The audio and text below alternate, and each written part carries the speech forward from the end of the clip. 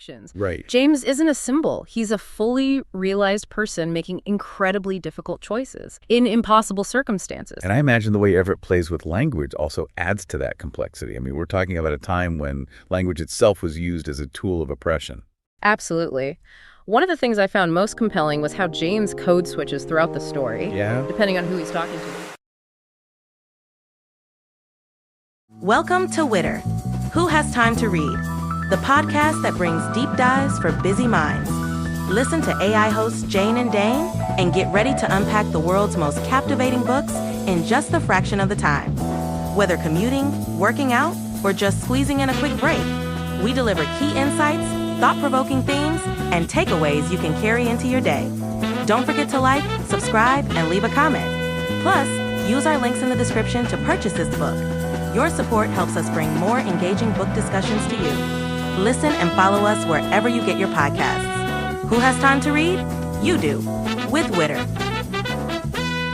Welcome back to Witter, your shortcut to those deep dives for busy minds. And this month, we're celebrating Black voices. Absolutely. I gotta say, I am really excited about this next book. Oh, yeah? It's called James by Percival Everett. And it's not your typical historical fiction. You know, Everett takes us on this wild ride through pre-Civil War America. Oh. He blends adventure and philosophy with, the very real horrors of slavery. Yeah, you know what's so fascinating about James? It challenges that single story often told about enslaved people. You see, our main character, James, is not the stereotypical portrayal you might find in a history book. Right. He's literate, he's deeply thoughtful, and he's wrestling with emotions and desires that any human, regardless of circumstance, can relate to. It really makes you question how much we think we know about this period and whose voices get amplified.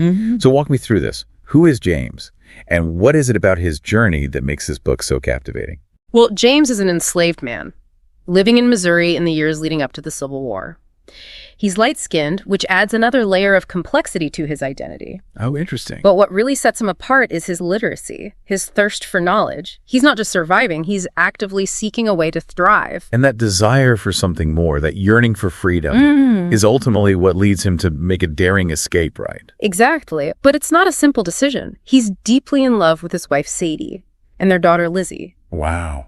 Just imagine the gut-wrenching choice he has to make, to leave the people he loves most, in hopes of finding a way to secure their freedom later. That's heavy stuff. Yeah. It really underscores the impossible choices forced upon enslaved people. But his escape isn't just about running away, is it?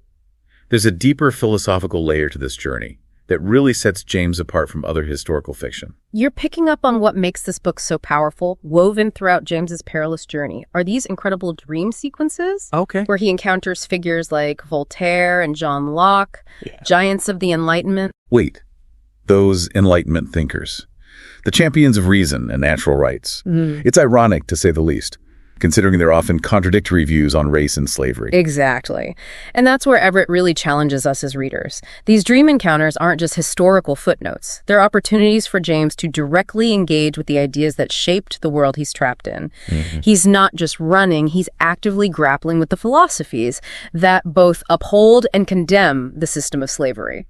So how does James shed light on the Black experience in a way that a straight history book might not?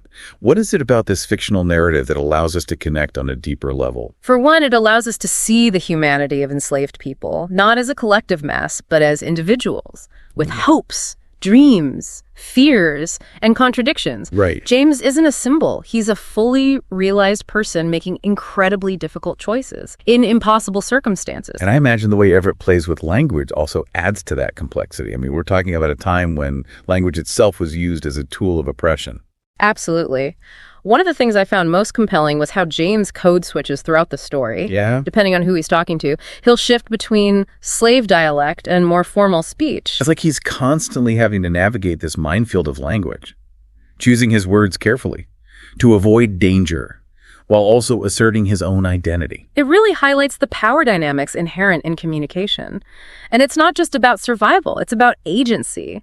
James is choosing how he wants to present himself, even within a system that seeks to define him. And this theme of agency comes through in other ways, too. Right. There's a scene where he joins the Virginia minstrels, and he's forced to perform in blackface, passing as both white and black. It's a powerful commentary on the absurdity of racial categories. Precisely. That scene really exposes the constructed nature of race, how it's used to create divisions and hierarchies. Right. And yet, even within this absurd performance, James finds a way to exert his own will, to use the very tools of oppression, to subvert expectations. So we're seeing these layers of complexity in James's character, this constant push and pull between oppression and resistance. Yeah. But Everett doesn't shy away from the brutality of slavery either. Right. I mean, he lays bare the violence, the dehumanization, the psychological toll it takes on individuals and communities. That's right. James is not a romanticized or sanitized version of history. Yeah. There are moments in this book that are truly gut-wrenching. Yeah. But it's precisely because Everett doesn't shy away from these horrors that the moments of resilience and resistance shine even brighter. Can you give an example of something that really stuck with you? Well, there's this encounter with a particularly cruel overseer named Hopkins. This guy is just pure evil, and he represents everything that's wrong with the system. Oh, wow. He's brutalizing the other enslaved people.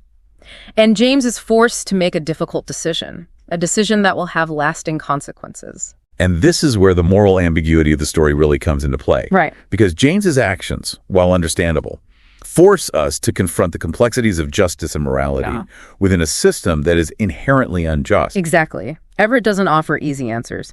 He forces us to grapple with the nuances of right and wrong, of survival and sacrifice, within a context where the very definitions of those terms are skewed by the power dynamics of slavery. So we've got this incredible story of escape, philosophical debates playing out in dreams, a powerful examination of language and identity, and a unflinching look at the brutality of slavery. It's a lot to unpack. And we haven't even touched on the ending yet, but before we get there, I want to ask you, what stands out to you about James's journey so far? What's resonating with you on a personal level? I think what's striking me most is the idea of hope. Even in the darkest moments, James never completely loses sight of his ultimate goal, which is to reunite with his family and create a life of freedom for them.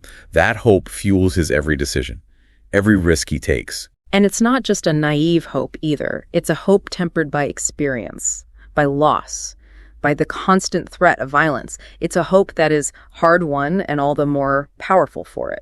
Okay, so we've covered a lot of ground here, but there's still so much to explore. In the next part, we'll dive deeper into those moments of resilience, those acts of defiance that give this story its heart. We'll also talk about that thought-provoking ending and what it means for James, for his family, and for us as readers today. Welcome back to Witter. We're deep in the world of Percival Everett's James, exploring this unique blend of adventure, philosophy, and the harsh realities of slavery in pre-Civil War America. Before the break, we were talking about that unyielding hope that James carries with him, even when faced with the most brutal circumstances. But hope alone doesn't secure freedom, right?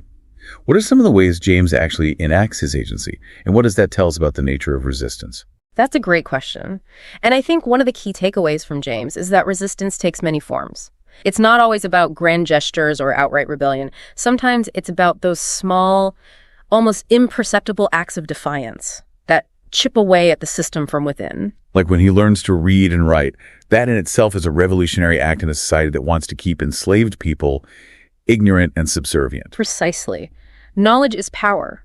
And James understands that. His literacy allows him to access information, to communicate with others, to shape his own narrative. And it's a skill he uses not only for his own benefit, but to help others as well. Remember young George, who risks punishment to steal a pencil for James? Yeah. That small act of solidarity speaks volumes about the importance of community and shared struggle. And it's not just about literacy. There's also the way James uses his skills as a blacksmith. He learns this trade from Easter, an older enslaved man who becomes a mentor figure for him. And what's fascinating about that relationship is how it subverts the typical power dynamics we might expect. Easter, despite his own enslavement, possesses a wisdom and a mastery of his craft that command respect. He sees James's potential and helps him cultivate it, even though it could put them both at risk. It reminds us that even within a system designed to dehumanize and exploit, there's still room for mentorship, for the passing down of knowledge and skills, for the preservation of culture and identity. Absolutely. And those moments of connection, of shared humanity, become even more poignant when we contrast them with the brutality that surrounds them. We can't talk about resistance without acknowledging the very real horrors that James and countless others endured. Those scenes with Hopkins, the cruel overseer, are still haunting me.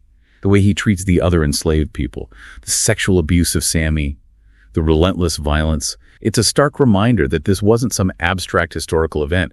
These were real people suffering unimaginable trauma. And Everett doesn't let us turn away from that.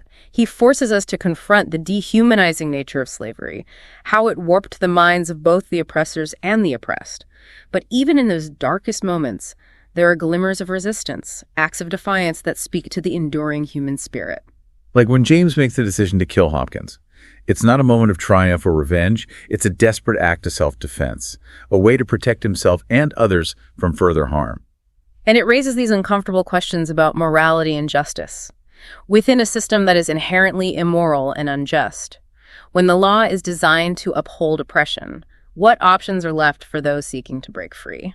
It's like those dream sequences where James confronts Voltaire and John Locke. He's literally challenging the architects of the Enlightenment, the very ideas that were used to justify the system that enslaves him. Those scenes are so brilliant because they expose the hypocrisy at the heart of Western thought.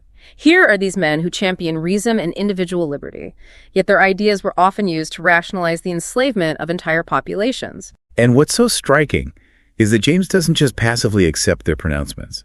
He pushes back. He questions their logic. He exposes the flaws in their thinking. He's not just running from physical bondage. He's engaging in an intellectual and philosophical struggle for liberation. He's claiming his right to think for himself, to challenge the very foundations of the system that seeks to define him. So we're seeing these different layers of resistance, the acquisition of knowledge, the mastery of skills, the acts of defiance, the challenging of dominant narratives. But there's also this constant interplay between individual agency and collective action. Right, absolutely. James wouldn't have made it as far as he did without the help of others, the people who sheltered him, who provided him with food and information, who risked their own lives to aid his escape. They represent the power of community and solidarity. Like when he encounters Huck Finn on Jackson Island.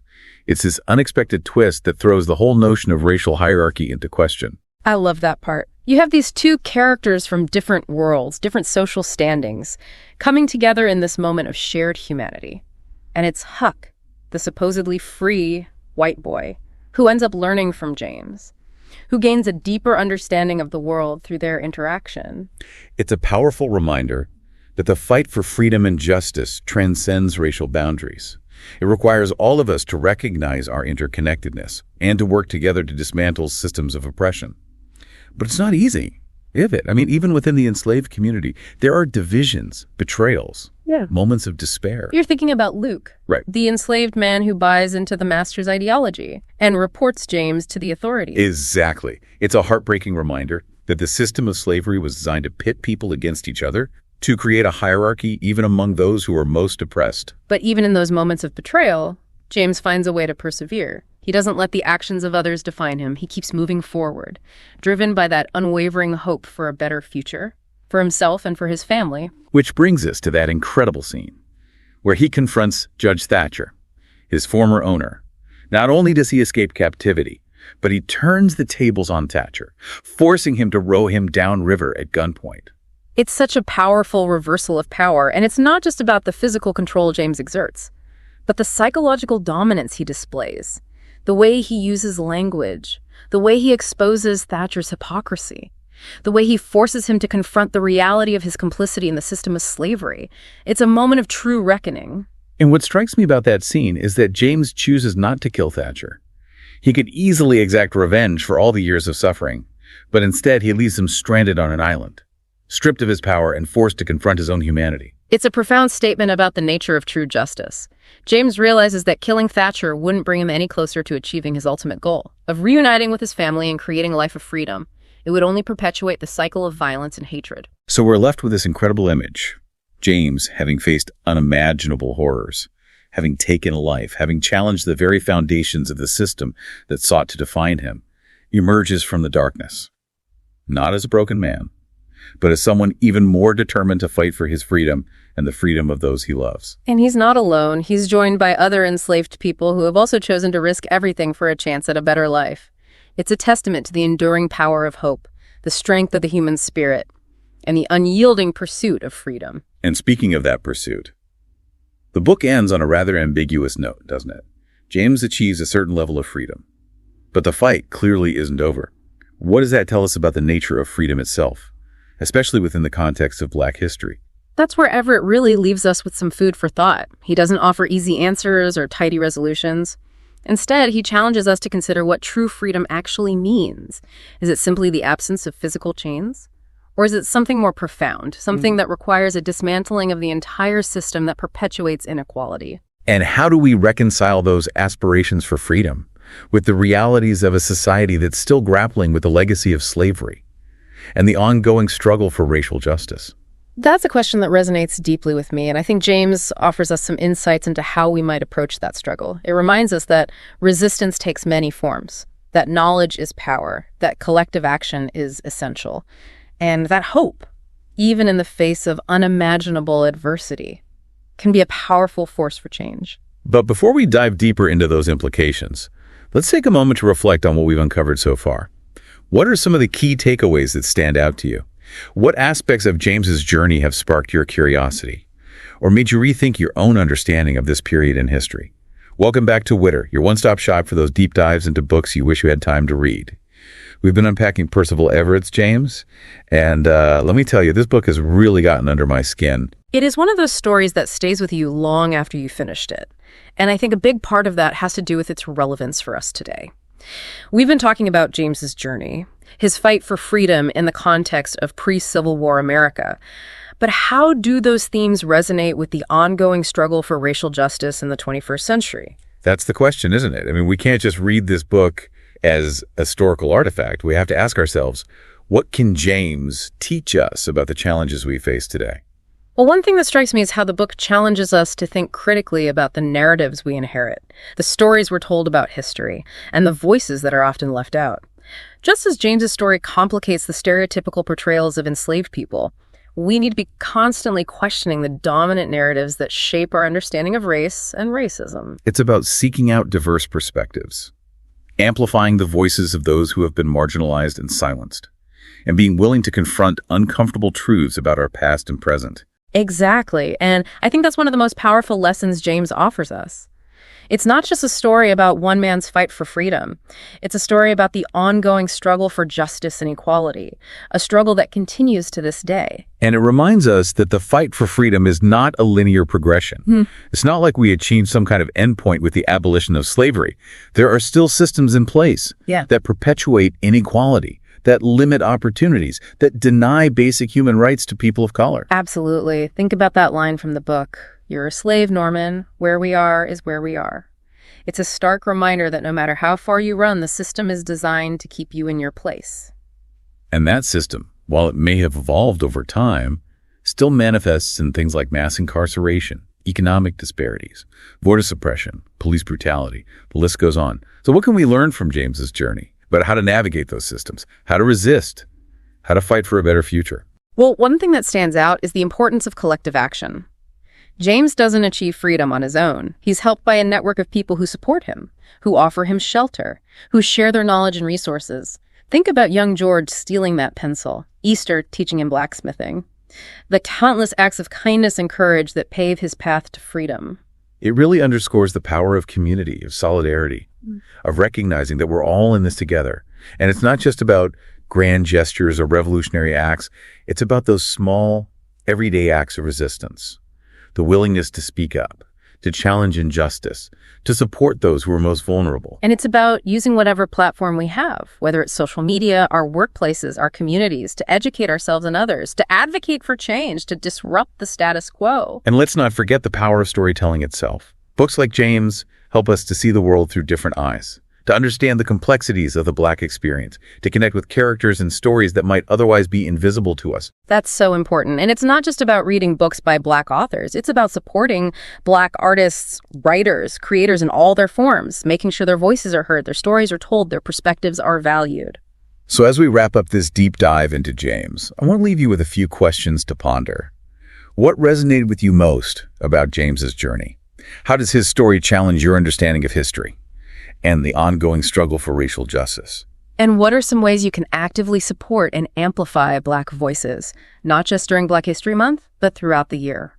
Because ultimately, the fight for a more just and equitable world is a collective effort. It's a fight that requires all of us to show up, to speak out, to listen deeply, and to never stop learning. And to never lose sight of hope, because as James reminds us, even in the darkest of times, the human spirit can endure, and the pursuit of freedom, however long and arduous the journey, is a fight worth having. That's it for this episode of Witter. Thanks for joining us on this deep dive into the powerful world of Percival Everett's James. Be sure to check out some other incredible Black authors, and we'll be back next week with another thought-provoking book to explore. Until then, happy reading.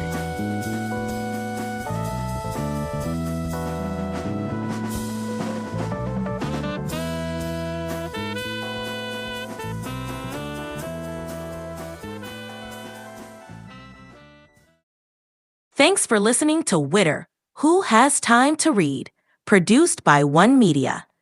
Please support the author by purchasing the book or audiobook using the link in the description. It's a great way to help keep the art of writing alive. And stay in the loop. Subscribe to our newsletter for updates on weekly deep dives.